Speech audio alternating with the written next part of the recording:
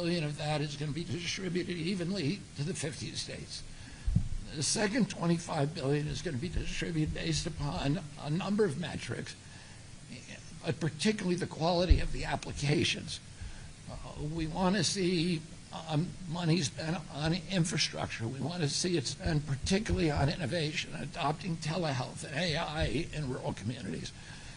We want to see it spent on workforce quality and quantity improvement, which is another staffing crisis that rural hospitals face. And we want it spent on, we want to see proposals that will emphasize holistic care, preventative care, value-based care, and physical health, exercise, food, these kind of things, and rebuilding the infrastructure of these facilities so that they can last for generations. The applications are coming out. The deadline is coming very, very quickly. And so we met with the rural health providers today, and we encouraged them to cooperate. We didn't really have to encourage them because they already have extraordinary cooperative relationships with each other. They came up during our meeting with a series of ideas that every one of them, from a personal point of view, I wanted to fund. As they're the kind of ideas that could propagate and spread, and that were very, very thoughtfully crafted, and we'd like to see those kind of things adopted throughout the country. I think you have an extraordinary quality of leadership in these rural health care in this state.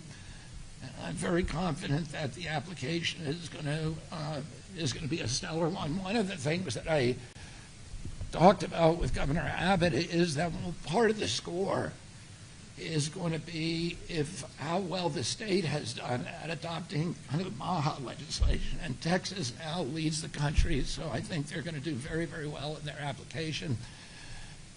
The decisions will be made by December 1st. We will evaluate all the applications, and then the money will be distributed starting in January.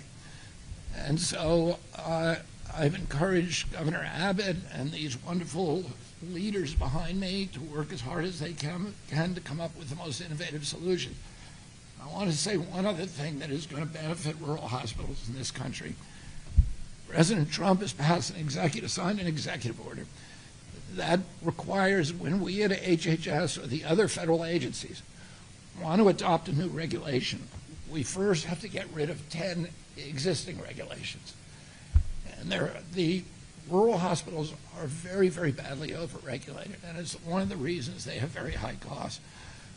We've encouraged the people in this room to provide us regulations that are impediments to them providing good care to their patients, and we will do everything we can to get rid of those regulations, to untie their hands, to allow innovation to flourish, to turn every county in Texas into a laboratory for healthcare innovation. And let's get in the AI and the telehealth and all of these entrepreneurial changes that we can have when you have such a brilliant, thoughtful, and imaginative leadership in the state. Thank you. Thank you very much. We'll take a few questions. Secretary Kennedy, thank you for being here. How can you ensure that the CDC can continue to operate effectively in light of these recent resignations? Oh, if I could just say one thing, I know he'll be happy to answer that in a second. If we could stay on topic first. Thank you for not wasting any time getting off topic. Let's. I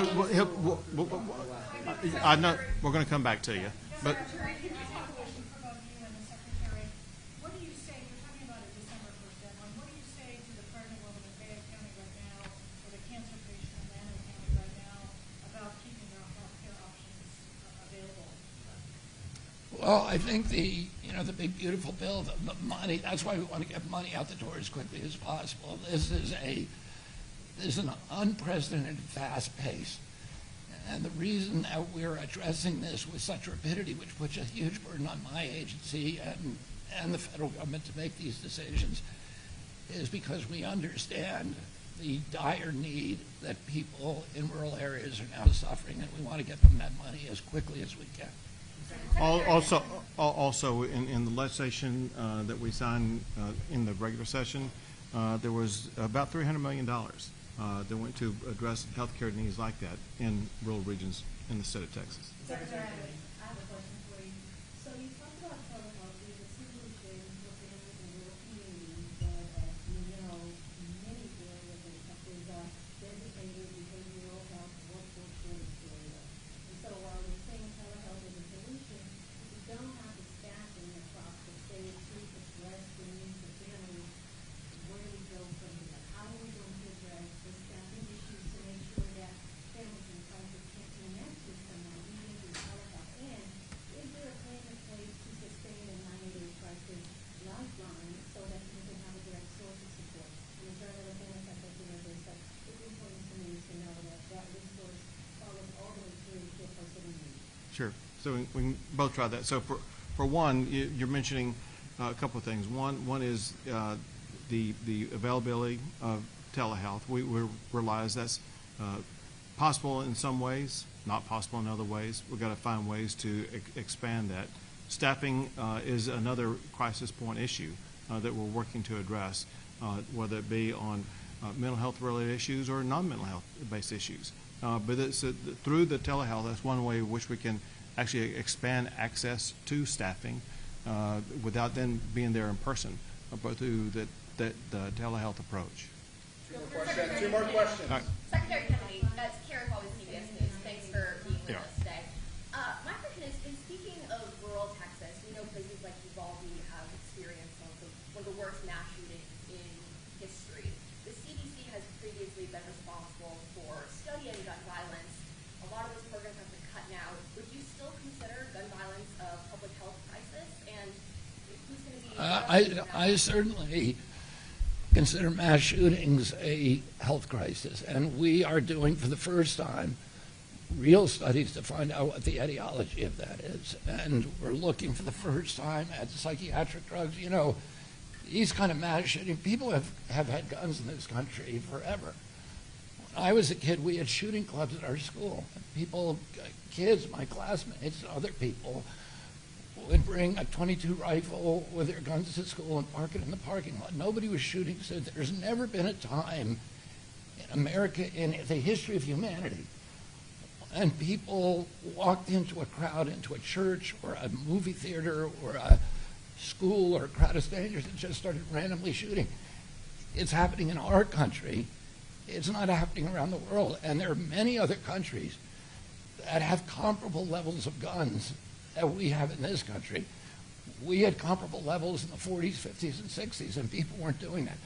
Something changed, and it dramatically changed human behavior.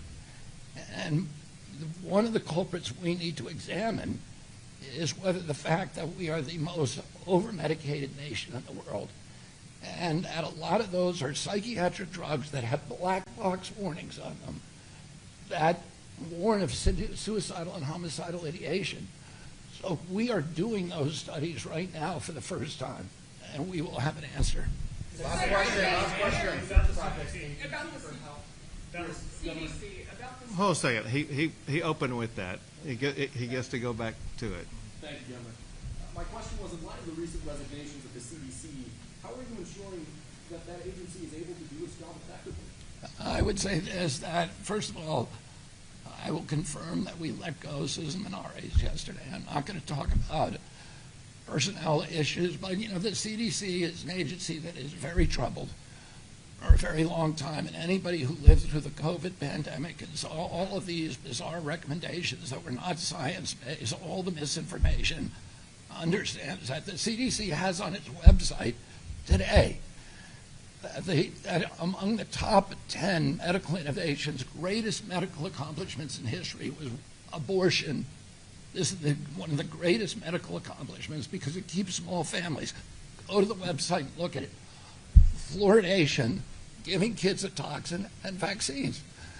So there's a lot of trouble at CDC, and it's going to require getting rid of some people over the long term in order for us to change the institutional culture and bring back pride and self-esteem and make that agency the stellar agency that it's always been.